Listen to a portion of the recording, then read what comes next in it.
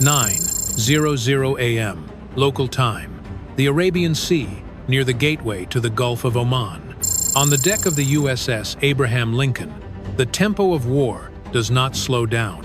F-35 stealth fighters, returning from long, intense patrols over the Strait of Hormuz, begin cycling back to the ship.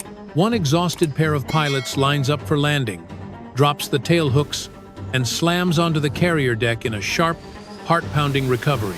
It is more than a routine landing. It is a powerful reminder that America is still holding a hard grip on the skies above one of the world's most dangerous waterways. The moment one pair shuts down, the next pair is already moving. Fresh jets, fresh crews, full fuel, full weapons. In seconds, the catapults thunder and the F-35S blast off the deck, racing back toward the Strait of Hormuz to take over the watch. But here is the real headline. The most dangerous job over that narrow waterway is not falling to the F-35. It belongs to the A-10 Thunderbolt II, the legendary Warthog, a brutal war machine built not for show, but for the kind of close, punishing fight that can break a battlefield apart. The A-10 is the kind of low, slow warplane many people overlook until the fighting gets serious, and right now, the U.S. Navy needs it more than ever. The Warthog is sweeping over the Strait of Hormuz and the small Iranian-held islands where Revolutionary Guard forces hide their weapons. Its mission is simple and deadly serious. Watch every boat, every fishing vessel, every fast attack craft, and any suspicious movement that could be carrying another naval mine. Put simply, this is the steel-eyed hunter guarding one of the most dangerous flashpoints on Earth. The A-10 flies low and slow, and that is exactly what makes it a nightmare for any mine-laying boat. At that altitude, almost nothing suspicious can stay hidden for long. The Warthog's mission is clear. Stop every mine before it ever hits the waters of the Strait of Hormuz, even if it is being masked by ordinary fishing traffic. And the rule is brutally simple. If the A-10 catches a suspicious boat doing something it should not be doing, that boat is wiped out on the spot. No long warning, no second chance. The F-35S are not down low with the A-10. They stay high above, doing a mission just as critical, shielding the Warthog from Iran's most dangerous threat in the sky. That threat is the F-14 Tomcat. It remains the most powerful interceptor Tehran still has. Yes, it is an old warbird, first flown in 1970 and brought into U.S. Navy service in 1972, but in war, an aging predator can still turn deadly if anyone dares to underestimate it.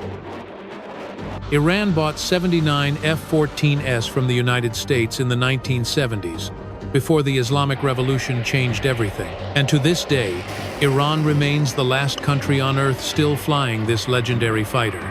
It is a two-seat, twin-engine warplane with swing wings, able to roar through the sky at more than twice the speed of sound over 1,500 miles per hour. And it still carries plenty of bite. Long-range missiles, medium-range missiles, short-range sidewinders, and a built-in 20mm Vulcan cannon. Put simply, the F-14 may be old, but it is still a sharp blade Iran wants to keep ready for a major fight. The F-14's AWG-9 radar is powerful enough to lock onto several targets from long range. For years, the Tomcat was feared as one of the deadliest air superiority fighters in the world. And even now, Iran still uses the few it can keep flying as a living shield over Tehran, ready to challenge any American aircraft that pushes too close to Iranian airspace. Put simply, this is an aging fighter, but it is still one of Iran's most dangerous cards in the sky.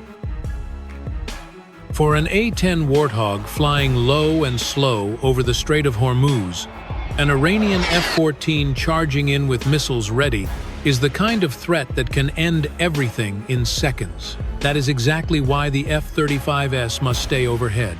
Right now, the USS Abraham Lincoln is sitting about 450 nautical miles from the Strait, and every F-35 patrol is rotating through that carrier. Once an F-35 reaches its combat station, it can hold the line for only about 2 hours on internal fuel before hitting bingo and turning back to the ship. In plain terms, this is a nerve-tight skywatch where every minute in the air matters. To stop the wasteful back and forth, the United States keeps a KC-135 tanker in the air almost non-stop, flying out of Al Udeid in Qatar.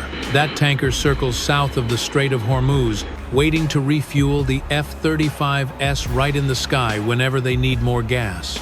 Because of that flying lifeline, those stealth fighters can hold their ground for 4 to 6 hours, instead of leaving too soon and rushing back to the Lincoln. Put simply, this is the airborne lifeline that keeps America's shield over Hormuz from blinking.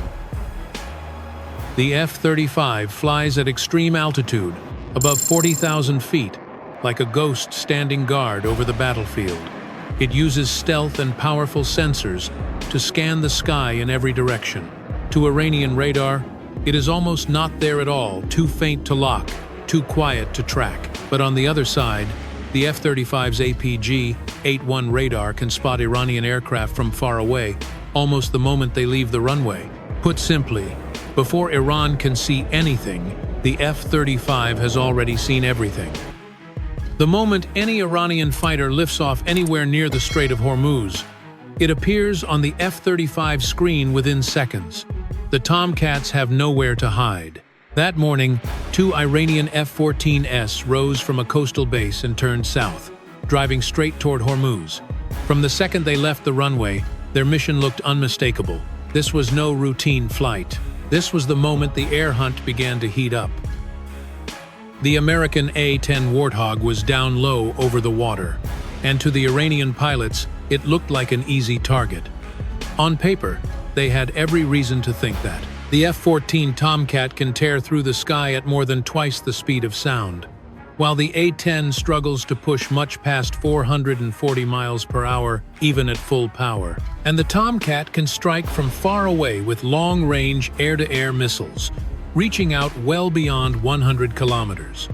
Put simply, by the numbers alone, this looked like a fast predator diving on a slow, heavy war machine. The American A-10 Warthog was down low over the water, and to the Iranian pilots, it looked like an easy target. On paper, they had every reason to think that. The F-14 Tomcat can tear through the sky at more than twice the speed of sound, while the A-10 struggles to push much past 440 miles per hour, even at full power. And the Tomcat can strike from far away with long-range air-to-air missiles, reaching out well beyond 100 kilometers. Put simply, by the numbers alone, this looked like a fast predator diving on a slow, heavy war machine. The A-10 has very little bite in an airfight. It carries only short-range Sidewinder missiles, and that brutal 30mm cannon, a weapon built to rip apart tanks, not chase down fighters. In a one-on-one duel with an F-14, the Warthog is badly outmatched. It cannot run faster, it cannot climb better, and it cannot come close to matching the Tomcat's missile reach. The Iranian pilots knew that, so they pushed in with real confidence, locking the A-10 from beyond visual range and getting ready to fire. This was the moment when the prey seemed trapped in the hunter's sights. But the Iranian pilots had no idea they had been under watch from the second they left the runway. High above the Strait of Hormuz at 40,000 feet, an American F-35 was already tracking the 2 F-14s on its APG-81 radar from more than 150 kilometers away. The U.S. pilot watched the whole move unfold. Take off, climb, turn south, then a fast push straight toward the A-10 Warthog. Put simply, before the Tomcats could strike, they were already sitting in the sights of the real hunter.